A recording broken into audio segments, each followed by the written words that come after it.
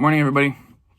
Nick here from my home office, sharing a Tuesday morning devotion. Hope you guys are doing well. Last week we talked about this verse in the book of James that says, mercy triumphs over judgment. After he's been talking about favoritism for a while, he's right before he's getting ready to talk about faith without works is dead. He has this statement where he says, mercy triumphs over judgment. We talked about that last week, how mercy doesn't just edge out judgment in the end. It doesn't slightly beat it. It triumphs over judgment. And that in our lives, we have lots of opportunities between mercy and judgment. And we want to take the mercy option. That's what Jesus is telling us to do. That's what James is telling us to do. So I want to talk a little bit today. And by the way, I'm going to be talking for some weeks about different experiences in my life, experiences in the ministry of Jesus, things like that, where mercy triumphs over judgment. We see this modeled out. But today, I want to tell you about a story where I really screwed it up. So when I was in college at Evangel University in Springfield, Missouri, it was springtime, warm out, me and some friends went to Andy's Frozen Custard in Springfield, Missouri. And Andy's Frozen Custard is wonderful. It's fantastic. It's good. I know Culver's is the place that makes custard really famous, at least in my neck of the woods now. But Andy's is what really introduced custard for me and put it on the map. It's better than ice cream, hands down. It's really, really good. So anyway, we're sitting around eating our Andy's Frozen Custard. And like I said, there's 4 or 5 of us in this group. And a homeless guy rides up on his bike. And it was pretty obvious everything that he owned was on his back. And like I said, there was a group of us, but he was not talking to the group. He wasn't casting a blanket request to this group. He looked specifically at me and was talking specifically to me, close to me, etc. And he said, "Excuse me, sir, I wonder if you might have any change that I could have." And it was so natural and reflexive for me to tell him no, that I didn't have any change. To lie to him, by the way. To tell him no, that I didn't have any change. I didn't even think about it. I didn't see him as a person and make a decision about his life. It was just reflexive for me to say no. And he kind of put his head down and rode off. I didn't really say anything. He'd been rejected before.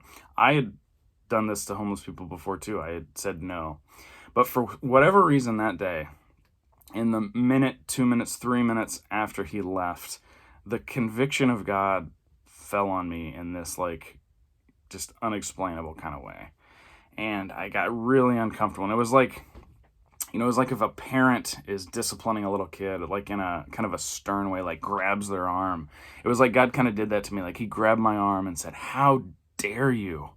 Maybe I sent this guy to you to get money. Why do you think he just talked to you? And you don't even consider him as a person? You don't even acknowledge him? You don't give him change? Are you kidding me?" Right? That was, and I felt the conviction of the Holy Spirit before, conviction of God, but this was so intense. It was the most intense way I'd ever felt it. And so I became really uncomfortable, and I'm looking for the guy, where is he at? Is he across the street? I'll run across the street to go give him all the money in my wallet if I can see him. Dude was gone. He just vanished. I never saw him again. And that kind of started this thing in my life. I had the option there of mercy versus judgment, and I chose judgment. Actually, I just kind of chose kind of the middle path of unconcern. I wasn't making judgmental thoughts. I just was, distancing myself, not acknowledging them, not thinking about them. But I decided from that point on that if I had the opportunity, if somebody asked me and needed money, a homeless person, asked me for money, I'd rather err on the side of giving than err on the side of not giving. And I've worked in the addiction field for 12 and a half years. I've worked with a lot of my clients used to be homeless and have had experiences, and I know all the excuses about, they use money for addiction and all that kind of stuff. Sometimes that's true. I do know that the issues that make up homelessness are incredibly complex. Not only is addiction involved, but mental illness and bad relationships and bad breaks at work and housing situations and all that kind of stuff. I know that you've probably heard numbers where a significant percentage of our homeless people in America are veterans. Serving in active military combat takes a toll on the human, a toll on the mind, and we need to quit sending people into battle. I mean, that's just anyway, I know there's really, really complex discussions that we would have, but at the end of all those conversations, you know what's still true? That mercy still triumphs over judgment, regardless of what else we say about this political conversation, about discussions about the sources of homelessness in our life. For me, in my world, in the Bible in James, mercy triumphs over judgment, and we got to take that seriously.